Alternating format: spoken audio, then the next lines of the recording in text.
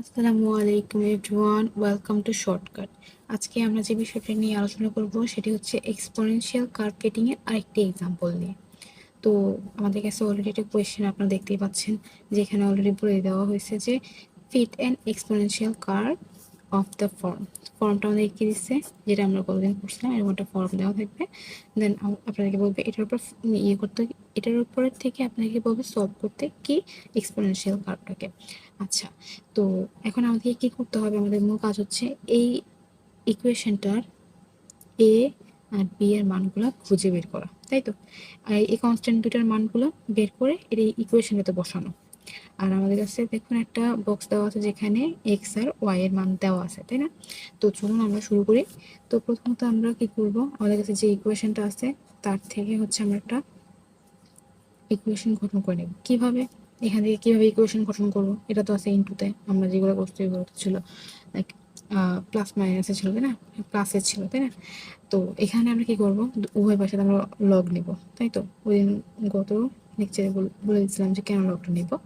তো লগ আকারে নিই, নিশ্চিত এই সূত্র আমাকে আর ভাঙতে হবে না। তো কি লিখবো আমরা এখন এখানে, log y equal to log a plus log b x, or log y equal to log a plus x log b, right. তো আমরা এখান থেকে একটা ফর্ম লিখতে পারি, তাই না। কি লেখা যায়, যদি আমরা ধরি late log y equal to capital Y, log a equal to capital A, x equal to capital X, log b equal to capital B। এখন কথা হচ্ছে কেন এক্স ওয়াই, এই ক্যাপিটাল ওয়াই এগুলো ধরলাম কেন। আচ্ছা, প্রথমত এটাতে আমরা হচ্ছে যা যা ধরলাম এটাতে বসিয়ে নিই, ঠিক আছে। তো বসানোর পর আমরা কি পাই, এখানে y equal to a plus b x, তাই এটা জেনারেল সূত্র পাই না। এখান থেকে আমাদেরকে হচ্ছে নর্মাল ইকুয়েশনগুলো বের করে নিতে হবে, যেন আমরা এ আর বি এর মানটা বের করতে পারি, ঠিক আছে। তো চলুন করে নিই। তো কী করতে হবে, প্রথমে সামেশন দিতে হবে উভয় পাশেই। তো এবার কনস্ট্যান্টের সাথে তো আর সামেশন দেওয়া যায় না, তাই না। তো আমরা কি দেবো, n plus B summation x, এটা আমাদের কি আরেকটা ইকুয়েশন, তাই না। তারপরে কি করব, উভয় পাশে এবার এক্স গুণ করে দিব, X Y A X plus B summation X square, তাই না। এটা আমাদের হচ্ছে 3 নম্বর ইকুয়েশন। তো আচ্ছা, এখন কি করব, আমরা আমরা এইগুলোর জন্য একটা টেবিল গঠন করে নেব, যা আমরা প্রতিটা কার্ভ ফিটিংয়ে করছিলাম, তাই না। তো এখান থেকে আমাদের কি কি কোন কোন মানগুলো বের করতে হবে, সামেশন ওয়াই এর, সামেশন এক্স এর, সামেশন এক্স ওয়াই এর, আর হচ্ছে সামেশন এক্স স্কোয়ার, তাই না। তো চলুন আমরা টেবিলটা এঁকে নিই। তো আমরা এখানে একটা টেবিল এঁকে নিলাম, তাই না। এখানে যদি আমরা একটু লক্ষ্য করি, তাহলে আমরা একটা জিনিস দেখতে পারবো যে এখানে এক্স এর মান দেওয়া আছে আর হচ্ছে কি ওয়াই এর মান দেওয়া আছে, তাই না।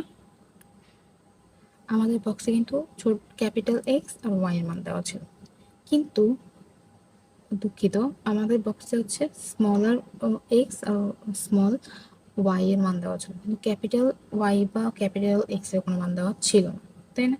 তো আমরা যেহেতু একটা জিনিস ইকুয়েশন থেকে পেয়েছিলাম যে ক্যাপিটাল ওয়াই আমরা কোনটাকে ধরছিলাম, লগ ওয়াইকে ধরছিলাম না।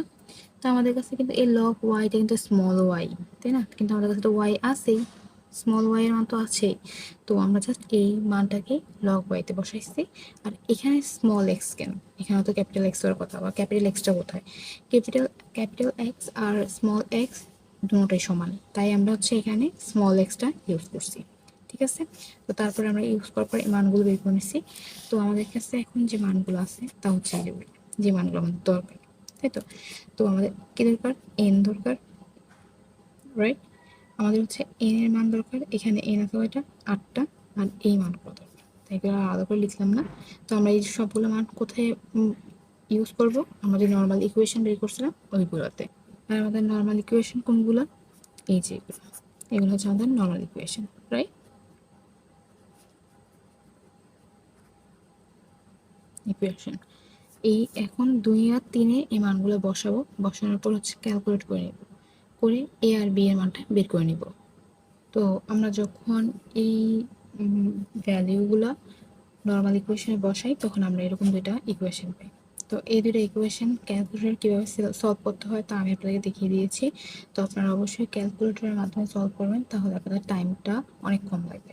তো আমরা এটা ক্যালকুলেটরের মাধ্যমে সলভ করার পরে কী পাই, এর মান আমরা হচ্ছে এখান থেকে যা পাই, এর মান আমরা পাচ্ছি 0.1656, আর আমাদের বি এর মান আমরা যা পাই তা হচ্ছে 0.1407। তো আমাদের কি উদ্দেশ্য, এটা আমাদের মূল উদ্দেশ্য হচ্ছে স্মল এ আর স্মল বি বের করা, তাই তো।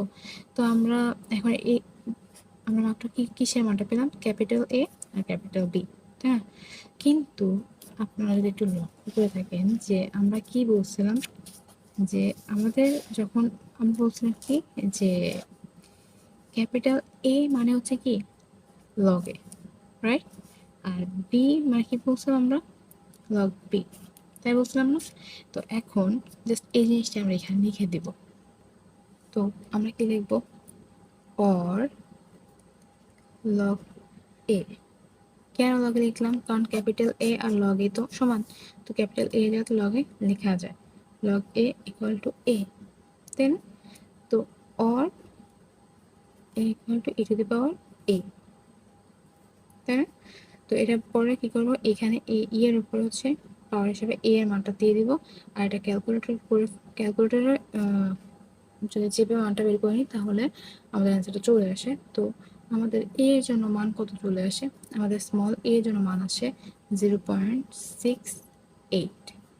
এবার বি এর জন্য যদি যাই তাহলে or log b equal to b, or small b equal to e to the power b.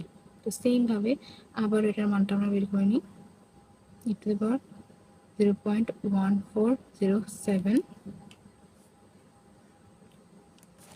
তো আমরা পাচ্ছি 1.38, তাই না। এখন আমরা তো কিসের স্মল বি এর মানও পেয়ে গেলাম, স্মল এ এর মানও পেয়ে গেলাম। এখন আর কিছু করার নেই, এখন জাস্ট আমাদেরকে প্রথমে যে ইকুয়েশনে দিছে y equal to a b to the power x, এটাতে হচ্ছে এখন এ বি এর মানটা বসিয়ে দেব, এটাই আমাদের রিকোয়ার্ড লাইন। এটাতে আমরা এই কথা আমরা কীভাবে লিখব, the required line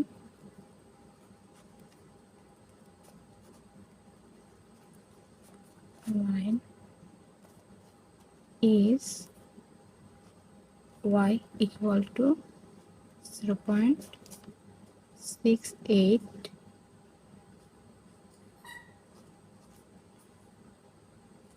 1.38 to the power x. That's it. আশা করি আপনাদের আজকের এক্সাম্পলটা ক্লিয়ার করতে পেরেছি, বা আপনাদের যত ডিফিকাল্টিস ছিল তা সলভ হয়ে গিয়েছে। আর যদি এখনও কোনো কোয়েশ্চেন থাকে বা বুঝতে কোথাও প্রবলেম হয় অবশ্যই আপনারা আমাকে মেল করতে পারেন বা কমেন্ট করতে পারেন, আমি অবশ্যই আপনাদেরকে সাহায্য করার চেষ্টা করবো, আপনাদেরকে ম্যাথের প্রবলেমগুলো সলভ করে দেওয়ার চেষ্টা করব। আপনারা ভালো থাকবেন, সুস্থ থাকবেন, আল্লাহ হাফেজ।